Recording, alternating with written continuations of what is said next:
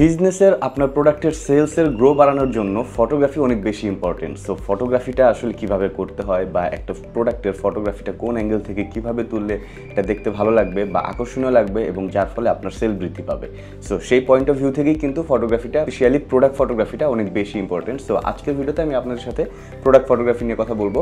Recently আমি কিছু জুতার ফটোশ্যুট করেছিলাম, যেটা হচ্ছে একটি একদম প্রফেশনাল সেটআপ। সো ওইটার বিহাইন্ড দ্য সিন আজকে আমি আপনাদের সাথে শেয়ার করবো, সো দ্যাট আপনারা যারা ফটোগ্রাফির প্রতি ইন্টারেস্টেড তারাও বুঝতে পারবেন কীভাবে প্রোডাক্ট ফটোগ্রাফিগুলো হয়ে থাকে। অ্যাট দ্য সেম টাইম আপনারা যারা ফটোগ্রাফি চাচ্ছেন বা আপনাদের যাদের বিজনেসের জন্য বা প্রোডাক্টের জন্য ফটোগ্রাফি সার্ভিস দরকার, তারাও বুঝতে পারবেন কীভাবে প্রোডাক্ট ফটোগ্রাফিগুলো করা হয়ে থাকে। সো চলুন বেশি কথা না বলে চলে যাই আমাদের মেন ভিডিওতে।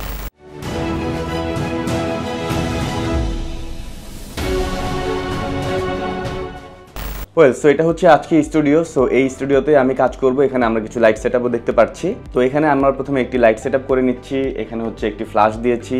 সো 3টা অক্টা আর কর্নারে একটি সব বক্স দেওয়া রয়েছে। আর এখানে আরেকটি যেটা লাইট রয়েছে, যেটা আসলে উল্টো দিকে ঘোরানো, ওইটা আমরা ইউজ করব না। সো টোটাল 4টি লাইট দিয়ে আজকে আমরা প্রোডাক্ট ফটোগ্রাফিটা কমপ্লিট করব। সো আজকে আমাকে সাপোর্ট দিচ্ছিল আসিফ, আমার ছোটো ভাই। সো ও আর আমি দুজন মিলে শ্যুটটা করছি। মূলত ও হচ্ছে আমাকে লাইটের সাপোর্টগুলো দিচ্ছে। তো দুজন মিলে প্রথমে লাইটগুলো রিঅ্যারেঞ্জ করে নিলাম। সো যেভাবে আমার ছবিটা তুলতে ভালো হবে আমি সেভাবে লাইটগুলোকে সেট আপ করে নিচ্ছি। আর ক্যামেরা হিসাবে আমি এখানে ইউজ করছি সনি A7 IV ক্যামেরা, সাথে 85mm lens. So A7 IV camera নিয়ে আসলে বলার কিছু নেই, এটা বর্তমানে খুবই পপুলার এবং টপ নচ একটি ক্যামেরা। এর আউটপুটও কিন্তু খুবই অসাধারণ এবং অ্যাট দ্য সেম টাইম খুবই এক্সপেন্সিভ একটি ক্যামেরা। যেহেতু প্রোডাক্ট ফটোগ্রাফি এবং প্রোডাক্টগুলো নিচে রয়েছে, সো প্রোডাক্টের লাইট করার জন্য লাইটগুলোকে আমরা যদি এত উপরে রেখে দিই তাহলে কিন্তু হবে না, লাইটগুলোকে আমাদেরকে একটু ক্লোজে নিয়ে আসতে হবে। সো আমরা লাইটগুলোকে ক্লোজে নিয়ে আসলাম এবং এখানে আমরা এই মুহূর্তে 3টা লাইট দেখতে পাচ্ছি। যদিও 4টে লাইট ইউজ করার কথা ছিল, বাট আমরা এখানে এই মুহূর্তে 3টা লাইট ইউজ করছি। সো প্রথমে আমরা যে লাইটটি দেখতে পাচ্ছি, এই একটা লাইট আর এই একটা লাইট। সো সামনে থেকে আমরা 2টা লাইট দিয়েছি। এইখানে একটা লাইট দেখতে পাচ্ছি, এটা হচ্ছে একটা লাইট আর এটা হচ্ছে আরেকটা লাইট। সো এই 2টা লাইট আমার প্রোডাক্টের সামনে থেকে পড়তেছে, আর ওই যে পেছনে 3 নম্বর লাইটটা দেখতে পাচ্ছি, ওইটা পেছন থেকে আমার প্রোডাক্টের উপর পড়তেছে।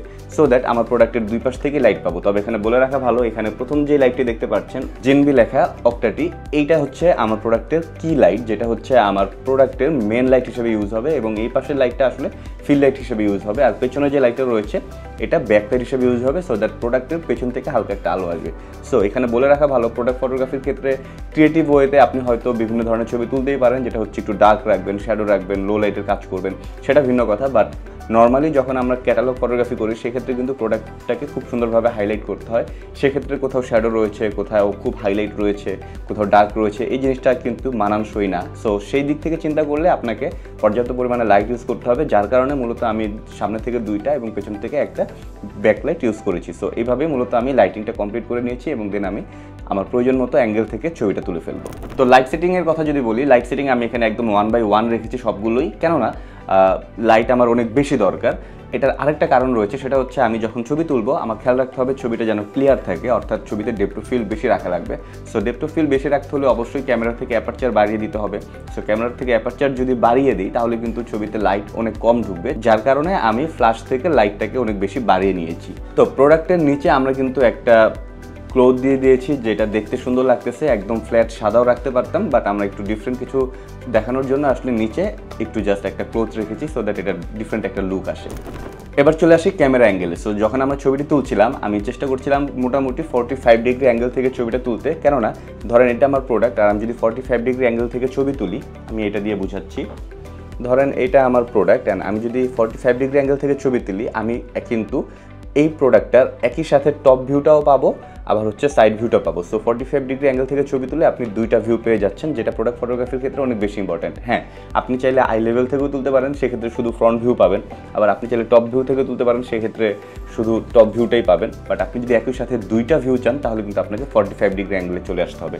সো এটা প্রোডাক্ট ফটোগ্রাফির কিন্তু খুবই ইম্পর্টেন্ট একটি জিনিস। আপনি কীভাবে ছবি তুলতে চাচ্ছেন সেটা আগে আপনাকে ডিসাইড করতে হবে।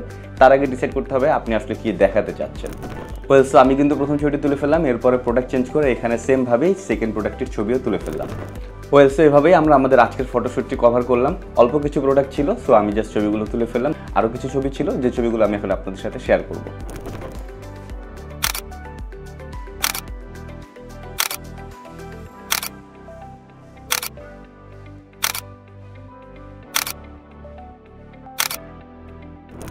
সো সো ছবিগুলো আপনাদের কাছে কেমন লাগলো জানাবেন। অ্যাট দ্য সেম টাইম ভিডিওটা কেমন লাগলো সেটাও কমেন্ট করে জানাবেন। আর এরকম ভিডিও যদি আপনারা আরও দেখতে চান তাহলে লাইক, কমেন্ট, শেয়ার, সাবস্ক্রাইব করে সাথে থাকবেন। দেখা হচ্ছে পরবর্তী ভিডিওতে। আসসালামু আলাইকুম।